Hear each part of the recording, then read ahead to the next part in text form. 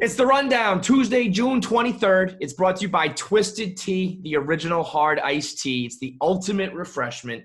It tastes just like your favorite iced tea. Gonna get that buzz on, though. It's the catalyst for an unexpected great time for you and your crew. It's got the refreshing great taste, and so it's a must-have for the 4th of July. They're one of our presenting sponsors for the hot dog eating contest, which is going down the week of 4th of July. If you throw up, you're out. That's an automatic reversal of fortune. All right. So be on the lookout for some unbelievable content. It's not just your average hot dog eating contest. We got a bear of a twist in there. So get yourself some Twisted Teas for the 4th of July. Eat your dogs and check it out. Like, again, that week before the July, the video will be out. Twisted Tea. Keep it twisted. We got Roan in and Michelangelo, who is I see right through you, bro. I see right through you. The other day I missed the rundown, and I figured, I don't know, Rowan will be in or Brandon Walker will be in. And then I see in my spot, I see your fucking mug. Well, last week you definitely saw me. You probably didn't hear much from me because I think I said a total of 9 words on the rundown. But I got a number now. I'm going for 12. All right, let's get into it. We got a fuck ton of topics. I think they're all pretty good. He's on the Dana B path. He's about to be bringing Bud Lights down to Nashville next thing we know and making T-shirts with his face. Mm-hmm. Twisted Teas. It starts out with a cute little edit of a stamp going on your head, and next thing you know, he's trying to cuck you. I got Wally pipped. He's stealing my fucking spot. Unbelievable, man. What was that stamp? Porn creep? Yeah, porn creep. Yeah. But, yeah, I mean, if you're a porn creep like me, I guess. And you know what? He thought I wasn't going to see it. And ordinarily I wouldn't. But somebody sent me the clip. And he was like, shit, I didn't think you were going to see that one, man. Yeah, I see you. I'm watching you, you fucking skunk. Let's start off in sports. Novak Djokovic has coronavirus after he planned his own event that involved no social distancing and no masks and all that shit. He and his wife both test positive amongst, I believe, some other people, like fans who were there. He's a noted anti-vaxxer. They call him Novak Djokovic. That's hilarious. Yeah, I mean that's like whoever hit that one first, great, love it. There's been a lot of kind of poetic justice with coronavirus these days, from the people who were licking toilet seats in the early going. Coronavirus down to this dude. Not great. I don't give a shit about tennis or Djokovic, really, but I think this is kind of a sign of bigger things to come, where if a tennis player can get it, well, when you got 50 football players on the field or, a basketball court crowded with guys, I think we're going to see a lot more of this. But what do you got on the irony of Djokovic, Ron? I think that if you're a high-profile athlete, and I think that we're seeing it happen with some college football teams, but you should be getting coronavirus sooner than later. Like, you might as well just get this shit now, so when everybody's playing and when the tournaments are actually happening, you're going to be immune to it, and so you can actually play. I really think that that's what Dabo Swinney's doing with all of his Clemson kids. He's like making them lick toilet seats. He's making them like ignore coronavirus, so the karma comes and hits them, so they'll be all right when people are actually playing sports. Yeah, it's like when it used to be back in the day, it's not a concern anymore, but when parents would, one kid gets chicken pox, you throw the other kid in the mix, like, let's get this over with. Especially if you're a young athlete, you're probably going to be fine. But the problem, of course, is, God forbid, any sort of crazy complication or crazy case. It's not as simple as that, but I feel you, man. Get it over with now so that you can play when shit matters. What do you got, Michelangelo? I agree with both of you guys on that. With people, way to go out riveting, just unbelievable content.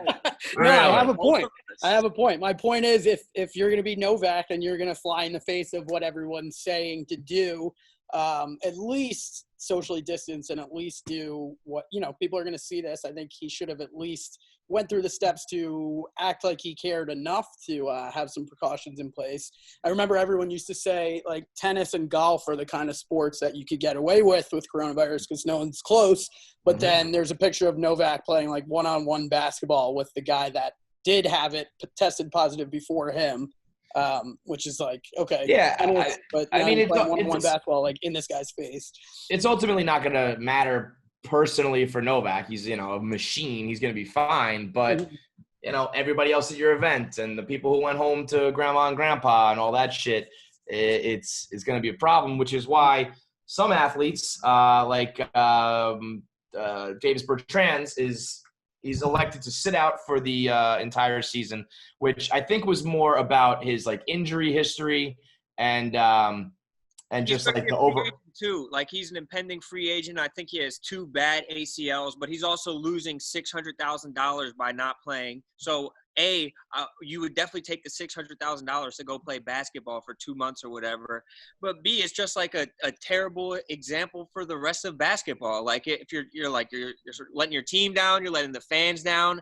Like it's not gonna. There's insurance policies that the NBA has taken out that even if your career is somehow ruined by coronavirus, you're going to be a millionaire 10 times over regardless. Just go fucking play basketball. Do what you're paid to do. I feel you. I also at the same time though, like. If you have 2 bad ACLs and you're already talking about a season that's lost and really not impactful for you, this season doesn't mean shit for him, and he's worried about like his future and his money. It's a trade-off to me of like what you said. You're a competitor, you're an athlete, go play for the fans versus like this is a calculated business decision on his part. That it might not be sexy or spicy or like competitive, but I also can see the other side of it is like, why risk it for a season that we're not going to contend. We got no shot. I might get sick and I might get injured. I'm surprised we're actually not seeing more of that. I don't want him on my team, though. I don't want – like, I wouldn't sign him as a free agent if it's like when the going gets tough and we really need like a shooter or something like that. He's going to be caring more about himself than the rest of the team. Yeah, but what do you think about Kawhi? Would you say that about Kawhi when he was pulling that shit? No, I have a complete double standard. Right. And that's fine, though, because that's the name of it. It's like Kawhi's fucking awesome, and he can do that. Bertrands is not on that level, so, fuck you, right, Michelangelo? Oh, my bad. Go ahead, Michelangelo. No, I'm just curious, like, why are people even saying anything to that extent yet? Like, I hate to Dr. Fauci it here, but with cases going up and everything, I'm, like, worried that all of these plans that are being put in place are just going to get canceled anyway. So I'm wondering, like, what does it benefit him to even be speaking up right? Like, wait until the last minute before you put your hand up as the one guy who's not a competitor. Yeah, exactly. Because now you have people like us talking about him and giving him shit about being like a selfish player. Unless here's the thing, unless there's other players who feel the way he feels and they're afraid to speak up, and he's gonna be like, fuck it, I'm speaking up for everybody who's a little bit concerned. Again, it's not what the fans want to hear. But I think I can understand at least the motivation behind it. Mm-hmm. Yeah, Trevor Ariza is going through like a custody battle with his kid or something like that, and is opting to not play for the Trailblazers because he wants to like get the extra – he has like a 12-year-old that he wants to get like the extra time in with or something with his custody battle. I bet we're going to see more people kind of dropping out and opting not to play, especially as they start to sense a championship isn't going to happen. But like I don't think these guys all have the financial security to just be like, I won't take the millions of dollars. Mm-hmm. What do you think? Are you okay with it for it being like a family motivation? I mean, I think that some people use their families to kind of hide behind. And I mean, I guess like if you don't want to go and play, you don't have to go and play, but you also have to deal with the consequences and like repercussions of your public image of being someone who's like going to quit when it seems to be like a dangerous situation. Mm-hmm. I mean, the Trevor Ariza thing sounds like a very specific case, and I don't know all the details of it. But in general, I think that there was a lot of like all of a sudden pro athletes were like the gold standard for family men who like, I can't leave my family. I can't be apart from them. It's like, I mean, since when? That's part of the gig is really that you're always like on the road. So I think that there was throughout all of this from when money, health, family, all that shit. A lot of it's posturing. A lot of it's like negotiating. I think it has been from day one. Bill Simmons is he's catching some heat. So the Ringer. This all kind of started when him and Russillo did their podcast during the Black Lives Matter, like the peak of that movement. That was not really well received, and it kind of put the magnifying glass and the spotlight on the Ringer. And the complaint being that the Ringer doesn't have many black writers, it doesn't have many black editors, And Bill Simmons came out with the quote that it's a business, it's not an open mic night, which is some fighting words. That's some he drew a line in the sand, which I can understand. The problem is Bill Simmons has given his daughter a podcast. He's given all of his buddies a podcast. I feel like Uncle Sal and his dad and all. I mean, I've always heard about Bill Simmons like buddies. So it's tough to be like it's not an open mic night when you are the king of nepotism. What do you got on the ringer and our boy Sports Guy? Yeah, I mean, I think that we're it's a tough situation because Barstool isn't perfect diversity-wise, but I think that we're getting eons better. But at the same time, like you can't be just saying like anybody who gets hired is like some open mic shit. I think that is something you have to kind of be intentional about and just like kind of make sure that it's there instead of subjugating everybody to like an open micer or something like that if they're not who you disagree with. I think that this was stupid of him to double down on. It would have been easy to backpedal and be like, yeah, I didn't have the temperature of the room correct and I'll do better next time. Yeah, open mic is, that's, you're belittling like anybody who they may have been, recommending as a writer or whatever. That was, I don't know if he just said that one off the cuff and kind of, it got quoted and like really hit hard, but that was not a good look. What do you got, Mike?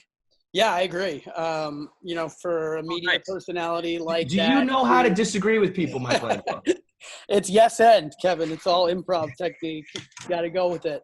I'll disagree with you on something by the end of this rundown. Okay, next topic. I think Michelangelo stinks at editing the rundown. What do you think, Mike? I disagree with you on that one. There you go. No, but Bill Simmons, it's an easy thing to say, but read the room. It's not the time for those type of. Which is particularly surprising for him because I don't think of him anymore as like a edgy dude who's gonna draw a line in the sand and be like fighting with people. I mean, the last time he was edgy was when he said fuck on that commercial for his HBO show. I believe soup is the perfect food. Otherwise, he's been pretty clean. So not the right time to decide to be, edgy Bill. No, he's really on the edge of having to pay for his own damn sports stadium. I believe that billionaires should pay for their own fucking football stadiums. Like that, we saw that Spotify deal, $200 million. Like you need $250. God damn. I couldn't believe that. By the way, I know with the Ringer you're getting like a full company, but I feel like they overpaid on that one. I don't know how many shows they're quite getting there, but that was a big fucking number, especially when you look at like Rogan for 100. I know who I would pick. Who's buying up all the stock now that the market's crashed? Because that shit's going on. There are a lot of people, yeah. That Barstool Sports guy. Well, all sorts of people, right? What stocks can I buy? And some of their shows, it's like, I don't know that I'm not trying to start up a war here, but it's not that inspiring, like content to just like, I don't know. It doesn't seem, the evaluation does seem a little bit off. Maybe he's still living off the name of it. Definitely. But if that had happened after this pandemic or after these comments, I bet that would hurt his value. For sure. He's lucky maybe that's it. Maybe he got the bag and he's just like, fuck it. I don't like black people. I don't want to hire you. This is not open mic night. Let it rip, Bill. You got your fucking money. In the world of MLB, I don't even know. I don't even keep up anymore. Bob Nightingale said there will be a 60-game season. Then I thought I saw something about an overwhelming players vote. Wait, I have a guest on this subject. What's that? I got a guest on this subject. Oh, there he is. What's up, Rocket? What's the? I saw. We're definitely getting a 60-game season. Nice haircut, by the way. But then what was the vote? Like 33-5 players said no. Was that on the 60-game season? Yeah, that was the players were voting no. Wait, you can't give me the whole when and where and then vote no. Well, the reason why they voted no is because they wanted to maintain their rights to still pursue legal action. Like they want to still be able to sue the owners. So but wasn't that part of the thing was like you have to waive your grievance, right? Right. Now it's not. So like now I think the players are now overplaying their hand. Like DH is not. I think it is a thing this year, but it's not next year. And then now they're talking about like a bubble system for the playoffs. It's not happening, bro. There's no baseball. I'm glad that you keep saying it's not, because that means that it's going to happen. I think that I think coronavirus is mush proof. Why didn't Manfred just get his hands on this like a month ago? Because he's an idiot. Yeah. The fucking moron, right, Rocket? You know why? There. Is that Now, what it? do you got on this? So the reason I brought up baseball in general was what I think is one of the worst Twitter fights I've ever seen. Trevor Bauer versus Aubrey Huff. Usually Trevor Bauer brings the heat. We know that Aubrey Huff is fucking off the reservation with like "Make America Great Again" crazy shit. I mean, this was one of the lamest back and forths, resulting in like a stat arguing. And when Trevor, there was no knockout blow. It was kind of just like you put it to a judge's decision, and they're like, I guess Trevor Bauer wins because. Well, you know what? I don't know. I think when Trevor Bauer put out that he has 0.1 WAR higher, and Aubrey Huff was like, yeah, well, I'll take my 2 rings. Yeah, but then Aubrey Huff, I think, batted like 111 in the playoffs and had like 1 at bat or something like that. It's like it's the same thing. Like he got the participation trophy. Yeah, I did not find either of them to be very inspiring. 0.1 WAR is huge, though. What's that? Big. 0.1 WAR difference is pretty huge. Yeah, I know. I mean, I don't think it's I'm kidding. I don't even know what that would equate to. Yeah, I don't think it's enough to have if one guy has 2 rings and the other guy's none, and you're talking about 0.1 WAR. I don't think you. Yeah. That was not the stat to pull out, Trevor. It's all they're just participation trophies. Aubrey Huff. I mean, if Aubrey Huff was never born, the Giants still win both of those titles and the third that he wasn't there for.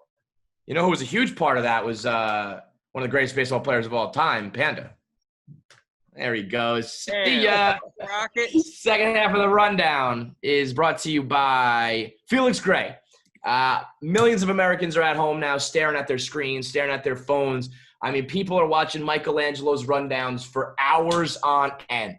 They're watching the Friday roundups. They're watching his cutesy edits. Their eyeballs are bleeding because people can't look away from the Michelangelo rundown. So you got to get your Felix Gray glasses with the blue light filter that filter out 90% of all the damaging range, that eliminates all the headaches, all the sleeplessness, all the blurry eyes by using industry-leading lens technology only available at Felix Gray. The frames are hand-finished and durable. They are super lightweight Italian materials. You can order them online, and they will ship directly to you with a hard case and a lens cloth, so you get the whole eyeglasses experience. You can try them for 30 days risk-free, and if your screens aren't easier on the eyes, you get a full refund. Go to felixgrayglasses.com/rundown for the absolute best quality in blue light filtering glasses on the market. That's felixgrayglasses.com/rundown. Shipping and returns are totally free. One more time, felixgrayglasses.com/rundown. My boy Craig Carton's out of jail. Yes. What a fucking turn of events. He was sentenced to, I believe, 43 months. It was upwards of 4 years, and a year and about a week he gets out. I had been hearing for a while he was smart about his jail time here. He obviously good behavior, but he also guy on the first day. Yeah, I mean, I wouldn't put it past Craigie. I bet you he held his own. I mean, he's a thick boy. He's not to be messed with, you know. But he, a yapper. I think he signed up for like addiction programs to, get through his gambling and weed and stuff like that, which I think a lot of times translates into like you get to go to rehab instead of jail time. Whatever it was, though, I mean, that's a big time reduction in sentence to get out in a year and a week. Wasn't it also coronavirus? No, the reports are that it was not corona related, that this would have happened regardless. Whether or not that's true, I don't know. Now, I know Craig used to be a Philly guy, right? In the early days of his career, I think he was on a Philly station before really establishing himself at WFAN. From day one, I never really had too big of an issue with his crime. It was a ticket scam involving like blocks of tickets that never really like existed, but it was $4 million, and he scammed a hedge fund, unidentified hedge fund worth like billions, and the dude who owns, I believe, Sapphire, a strip club owner in New York, who was like a loan shark. Those were like the two victims of his crime. He's basically he's stealing from the rich. Honestly, like I'm not saying it's not a crime. I'm not saying he should have done time. All that's well and good. I believe he repaid most of the damages. He did the time. And I think that if anybody out there is like still overly offended by this, especially with everything else we've seen in the world right now, I think you're lying. I just don't think it's possible. It's not like he scammed grandma. It's not like he took money out of your pocket. It's not like it was a sum of money like somebody tried to compare it to the Bernie Madoff scam. That was $18 billion. That trickles down to like, you know, a family level where he fucked over a ton of people. Greg Carton, he got in a gambling hole and needed to scam his way out of it. And, you know, I think that's fine. You did the time. I just can't imagine anybody who's really upset about this, it's because you don't like Craig Carton. It has nothing to do with the crime. It's that you don't like Craig. And what's going to happen is, I think what people really want to know is Barstool going to hire him? Or is he going to have Trista Crick sending him $50 worth of gift cards at a time until she's dead broke or something? Compliments of the morning from Craig Carton.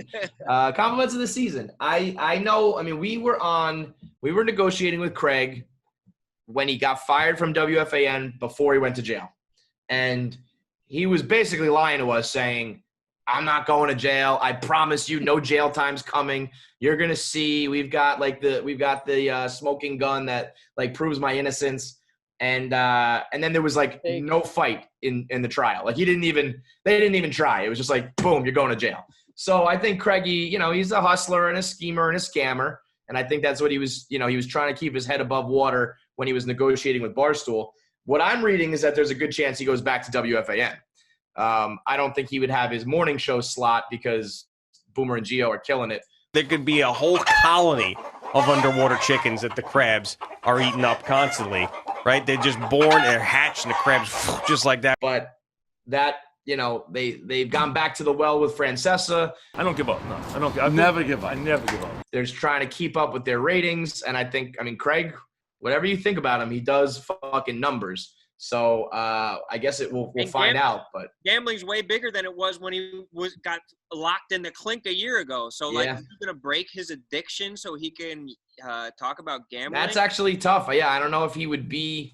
You know, I don't even know if he would be almost like allowed. I don't know if a station would allow him to talk about gambling now. You know, if he's got a history with it, but it is all legal now, so maybe like not. A food critic with a gluten allergy, like you can't, you can't do it. Yeah, but I think the dude is ultra talented. I don't think he'd even have to talk about sports or gambling. He'll give you numbers. He'll give you ratings. I don't speak for Erica and Dave about who we do and do not hire, but I would do a show with him in a heartbeat. So I think wherever he ends up landing, he'll do just fine. Maybe Michelangelo can edit his shit and maybe put gambling addict stamp on his head, you son of a bitch. Pothead. You said he has to go to rehab though for weed? Well, I think that was part of, you know, the idea was like if I say I have a problem and I'm, you know, whether or not he really needs it, I don't know. But either way, big news out of New York. Kind of came out of nowhere. Nobody knew it was coming. So welcome home, Craigie. And I got no problem now saying, like, after everything I've seen, he's not a predator. He's not a murderer. He's not a racist. I just don't care about his crime. I don't think it's that big of a deal. He might get out of jail. What'd you say, Ron? I said he might get out of jail and want to just go right back in because, like, the world sucks now. Like, it's not a bad year to get locked the fuck up. And I was working out and reading books and not worrying about the rest of you fucking animals on the outside. Right.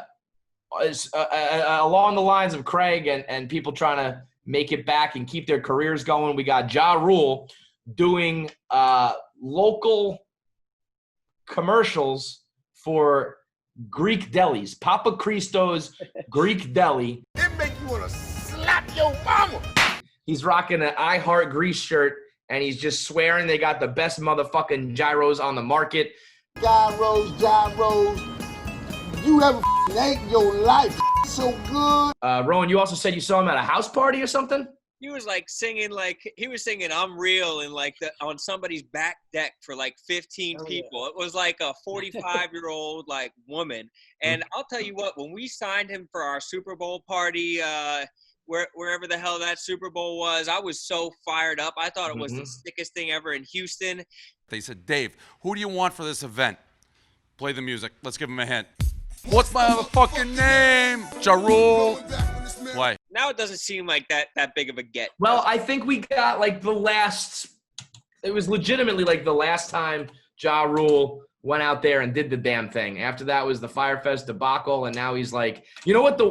I think honestly the most embarrassing thing I've ever seen is the clip of him in Milwaukee at the halftime show when he's like, Milwaukee, are y'all rocking with me?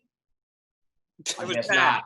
Oh man, it's so bad. And that's a man. That man's a legend. That's Murder Inc. It's real. That's fucking all that shit. I mean, he's got classics, man.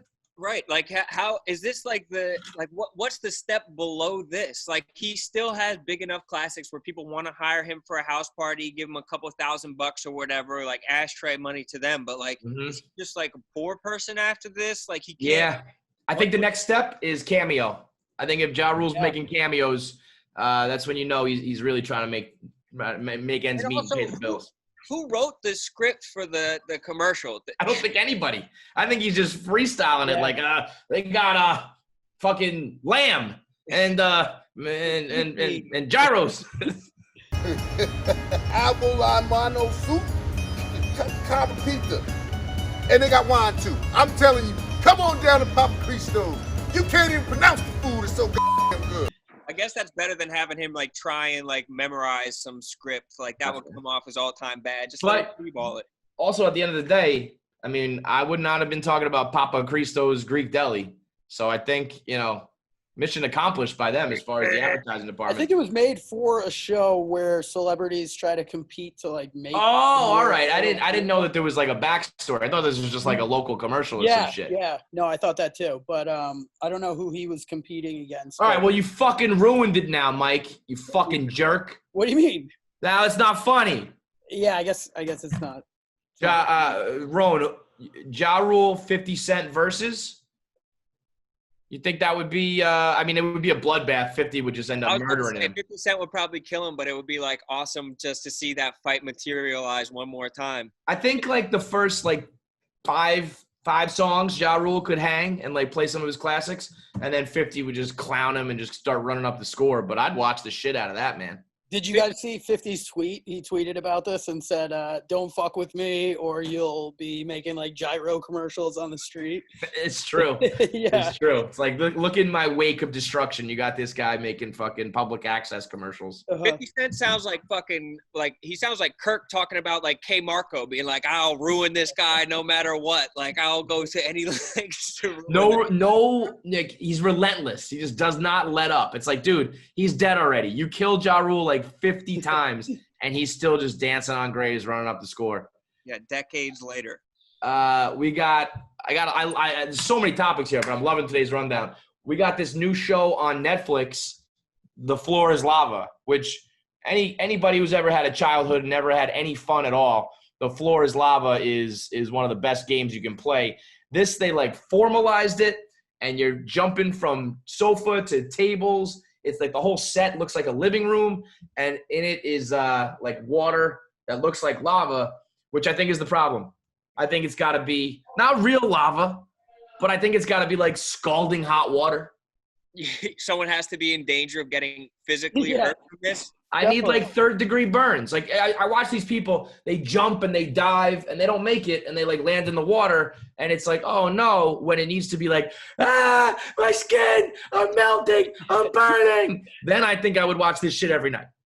Death, like you want death to be on the line and then you'll be interested. I think that we're seeing I think TV shows go through like cycles. So there's like the dating show boom and there's a ton of dating shows, or there's like cooking show booms or whatever. And I think right now in the wake of that show like Wipeout or whatever, there's tons of shows where there's like moving tackling dummies that are knocking people into water and shit like that, and America just has an appetite for like someone to set up an elaborate set and see someone get smacked in the face with a fake boxing glove and knocked into a body of water or something. The like the boxing glove on the thing, just pow. Remember? Do you remember Most Extreme Elimination Challenge on Spike TV? That was the original goat of that. That shit was hilarious. Funny and they're as trying shit. to funniest shit I've ever seen, man. then And that had like, you know, you got fucking rocked in the face. There was some like true violence to that I think you need that element. So Flores Lava got to step it up. By the way, that sounds like Flores Lava is those yearly Walenda guys, like fucking tightrope walking across. Sounds kind of just like a worse version of that, where if they fall in, they just fall into water. He's tight. Oh yeah, there he is. There he is. Big catch on the rundown Dude, today. check the shirt. Check the shirt. Check the shirt. I can't see you. You're in the dark. So many bucks, so little time. I mean, he's a reader. The man's a reader. You folks. clearly aren't. You just said so many bucks. Yeah. Start reading, bro. Last topic on the rundown here. Oh, by the way, speaking of dating shows, go on Netflix, watch Dating Around, watch the Ben episode. You'll fucking pass out from secondhand embarrassment. I just want there. Last topic. Oh yeah, shit. Go We ahead. have less than a minute. All right, let's wrap it up then. I'll just say this real quick. New York City orgy clubs are still trying to open with social distancing rules where you can't have sex with anybody else other than the partner you brought. Kind of defeats the purpose of a fucking orgy. Of a fucking orgy. No, orgies are supposed to be a free-for-all. They're trying to limit to 20 people. Imagine the 21st person coming in on the orgy and getting kicked out while everyone else has dicks in each other's mouths, or they're doing an elephant walk around the living room, and you can't participate, but they're sucking down each other's cum, fucking whatever, eating each other's buttholes. On that note, we'll wrap it up. Michelangelo had us with the fucking time limit. Where were you on that one, dickhead? Unbelievable. It's still going. It's still going. It might be a false message. Nah, that's all right. We're wrapping it up anyway. Good rundown. We'll catch you guys tomorrow. Peace. Cool. Sounds good. Have a good